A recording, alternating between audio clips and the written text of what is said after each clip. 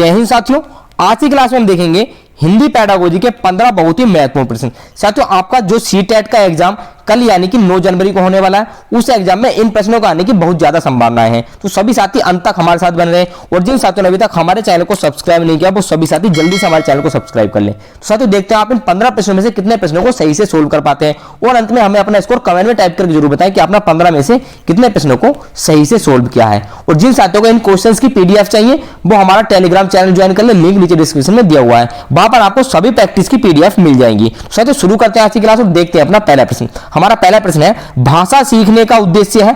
Very very important question हो जाता है साथियों। भाषा किस लिए सीखी जाती है? आदेश निर्देश दे पाना और सुन पाना, दूसरों की बातों को समझ पाना, अपने मन की बात कह पाना, या फिर प्रत्येक स्थिति में भाषा का प्रयोग कर पाना। तो भाषा सीखने का उद्देश्य क्या है? क्वेश्चन नंबर 1 का सही आंसर क्या होगा? इसका सही आंसर होगा साथियों, प्रत्येक स्थिति में भाषा का प्रयोग कर पाना। ऑप्शन नंबर 4 इसके लिए सही आंसर होगा। अगला प्रश्न देखेंगे, प्रश्न नंबर 2, ये रहा आपकी स्क्रीन पर।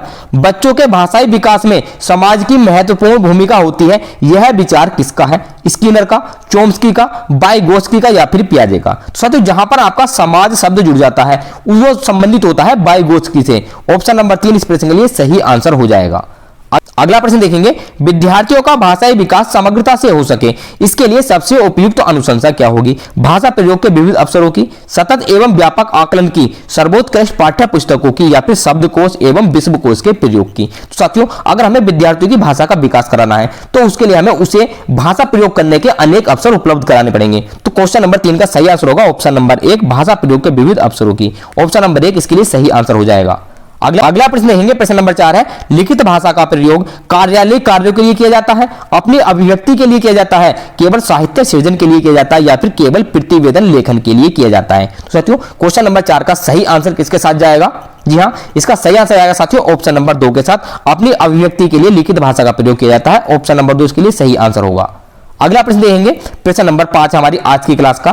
भाषा की कक्षा में भाषाई खेलों का आयोजन मुख्यतः आकलन का काम करता है, रोचकता और जोश लाता है, अध्यापक के काम को सरल बनाता है, या फिर भाषा सीखने की प्रक्रिया में स्वाभाविकता लाता है? साथियों, भाषा की कक्षा में जो भाषाई खेलों का आयोजन होता है वह किस लिए होता है? क्वेश्चन नंबर 5 का सही आंसर क्या होगा?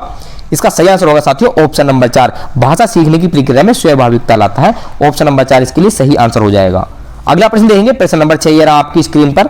कविता कहानियों पर चर्चा करने एवं प्रश्न पूछने का उद्देश्य क्या है? कल्पनाशीलता का पोषण करना मात्र है, भाषा सीखने का आकलन करना मात्र है, साहित्य के प्रति बच्चों की रुचि जागृत करना है, या भाषा के विभिन्न छटाओं का अनुभव कराना है? तो क्वेश्चन नंबर 6 का सही आंसर क्या होगा साथियों? इसका सही आंसर होगा ऑप्शन नंबर 4, भाषा की विभिन्न छटाओं का अनुभव कराना है कविता कहानियों पर चर्चा करने से। ऑप्शन नंबर 4 इसके लिए सही आंसर हो जाएगा। अगला प्रश्न देखेंगे, आज की क्लास का हमारा प्रश्न नंबर 7 है, भाषा का अस्तित्व एवं विकास किसके बाहर नहीं हो सकता है? साहित्य के बाहर, समाज के बाहर, विद्यालय के बाहर, या फिर परिवार के बाहर? तो साथियों, भाषा का अस्तित्व एवं विकास समाज के बाहर नहीं हो सकता है। ऑप्शन नंबर 2 इसके लिए सही आंसर हो जाएगा। भाषा का विकास करने के लिए समाज एक बहुत ही महत्वपूर्ण पहलू है। अगला प्रश्न देखेंगे, प्रश्न नंबर 8 है, किसी समावेशी कक्षा में कौन सा कथन भाषा शिक्षण के सिद्धांतों के अनुकूल है? बच्चे अपने अनुभवों के आधार पर भाषा के नियम नहीं बना पाते, भाषा विद्यालय में रहकर अर्जित की जाती है, व्याकरण के नियमों का ज्ञान भाषा विकास की गति त्वरित करता है यानी कि तेज करता है, या फिर प्रिंट समृद्ध माहौल भाषा सीखने में मदद करता है? तो क्वेश्चन नंबर 8 का सही आंसर क्या होगा साथियों? इसका सही आंसर होगा ऑप्शन नंबर 4 की प्रिंट समृद्ध माहौल भाषा सीखने में हमारी मदद करता है। ऑप्शन नंबर 4 इसके लिए सही आंसर हो जाएगा। अगला प्रश्न देखेंगे, प्राथमिक स्तर की कक्षा में भिन्न भिन्न प्रांतों के अलग अलग भाषा बोलने वाले बच्चों का नामांकन हुआ है।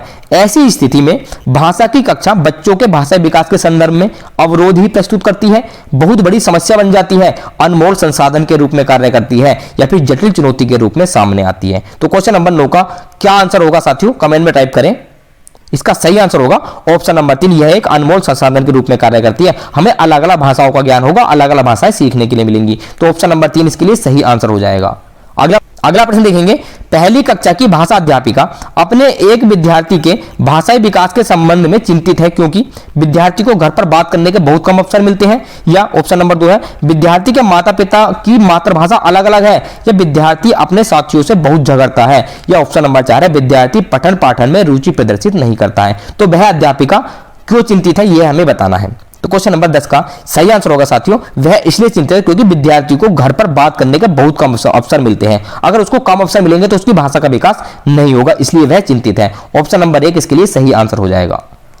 अगला प्रश्न देखेंगे, प्रश्न नंबर 11 है, बच्चों के बोलना सीखने के संदर्भ में कौन सा कथन सही है?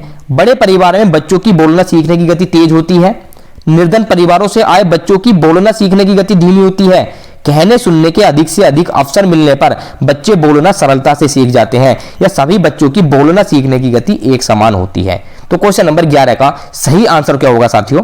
इसका सही आंसर होगा ऑप्शन नंबर 3 की कहने सुनने के अधिक से अधिक अवसर मिलने पर बच्चे बोलना सरलता से सीख जाते हैं। ऑप्शन नंबर 3 इसके लिए सही आंसर हो जाएगा। अगला प्रश्न देखेंगे, प्रश्न नंबर 12, ये रहा आपकी स्क्रीन पर।